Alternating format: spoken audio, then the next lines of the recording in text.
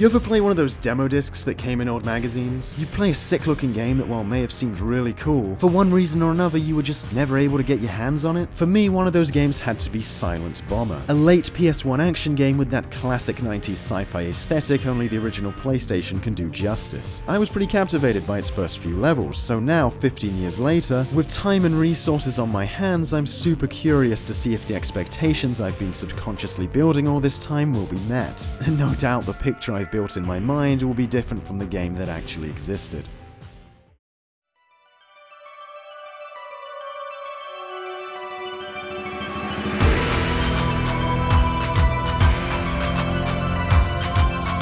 Silent Bomber was developed by CyberConnect, or CyberConnect 2 as they refer to themselves now. Today they're mostly known for making like a million Naruto games, the recent JoJo titles, and their own original IPs like the legendary Asura's Wrath. Silent Bomber is an unconventional action romp title that puts a twist on the typical run and gun. Here you don't shoot enemies, but instead plant bombs and then detonate them when you see fit, hopefully when you're out of the way of the impact. The bombs can be placed traditionally by just putting them down, or they can be launched by locking onto foes. If you've ever used an explosive with a detonator in any other action game, you must know how satisfying it can be to plant them and let them rip at the perfect time, usually while walking away from the explosion trying to look cool. Well, Silent Bomber is basically a what-if scenario in which the entire game is that thrill of hitting the detonator button and seeing things go sky high. And it's on the PS1, so you get to see things go boom in full 32-bit low-poly glory. You can only place a certain amount of explosives at one time, but progression through the game unlocks upgrades that allow more and more bombs to be dropped, until the player's just leaving behind this trail of doom. It's awesome. Every explosion has that crunchy, blocky, kinesthetically pleasing feel to it that makes triggering these bombs so satisfying. But while dropping trails is compelling, it's actually not the best way to dish out the most damage. By putting down a bomb in the same place, whether on the ground or during lock-on, the intensity of the blast can be multiplied by stacking explosives on top of each other. There are also finite types of ammunition, and while these can't be chucked at enemies, stacking multiple payloads can result in some serious devastation.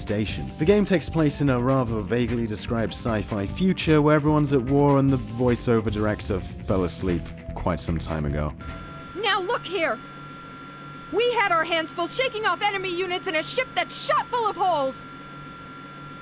All I want from you is a status report, not a sob story. The player takes control of Utah, who in the tutorial is a naive young rookie before his commander orders him to slaughter a camp filled with helpless civilians.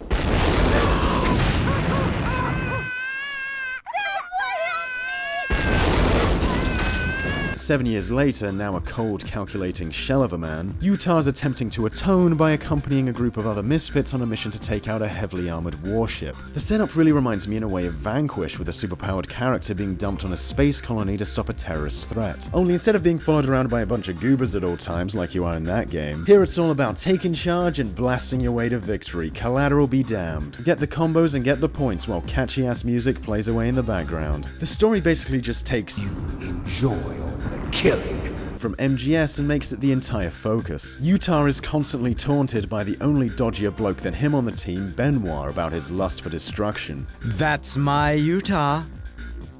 Benoit? I was watching you fight, observing the man in action.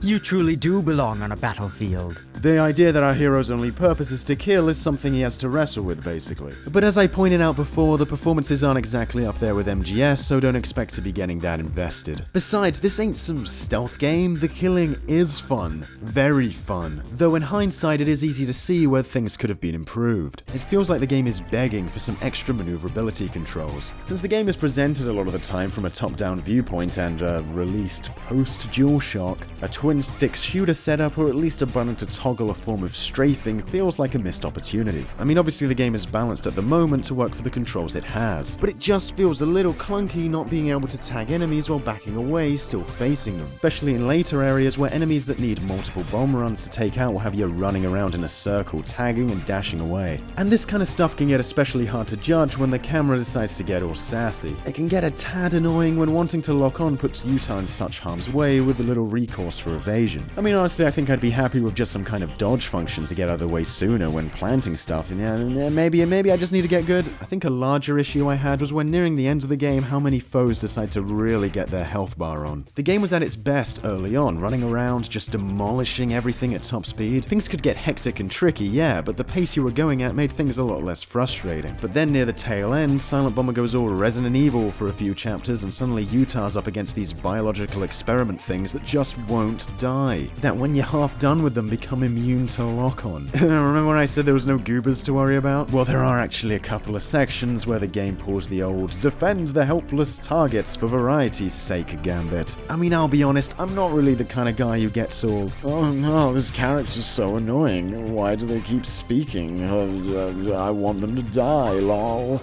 But oh, this guy on the ship. Damn, we're going down! He came pretty close. Please, God, save me! I promise I won't steal any more! And then they decide to combine the giant praying mantises with protecting a target, and it's like, help me. Apart from upgrading the amount of bombs that can be used, health and the reach of the lock-on can also be increased. And the game encourages you to swap back and forth in between what you want to fit each scenario the best. Though it is hard to take XP out of bombs because blowing things up is so much fun, sometimes it's just the way to go. You know what's also mad about this game? It has multiplayer. Seriously, you can unlock characters from actual teammates, just random enemies, and make them fight in a VR arena. I really miss these things. Remember when every game would have a small little throwaway multiplayer mode, but then Counter-Strike or Halo or whatever came along, and suddenly unless the two-player was super fleshed out, critics would get all bent out of shape about how shallow it was? Like, who cares? Every game should have a dumb versus mode. Just why not? Anyway, I'm gonna talk about the endgame now because it's freaking awesome, so leave if you don't want to know. So like, Big Boss shows up and come to think of it, Utah kind of looks a bit like Gray Fox, but whatever. And then you fight him in a giant mech suit and you gotta attach bombs to his shit so suck it back into his body, and this is pretty cool. But then Twist, your dodgy teammate from earlier who was all like, I'm a chess player, we're all pawns, you're the demon Utah, has beat you to the command deck and killed all the guys in charge. Now he's gonna use the spaceship himself and blow up everyone on the planet, and he wants Utah to join him because they're both screwed up monsters or something, on the inside. Whatever, I don't care, I'm just looking at this guy and thinking, he's got a black version of my bomb launcher, is this gonna be part of some mad rival duel to the death at the end? Yes!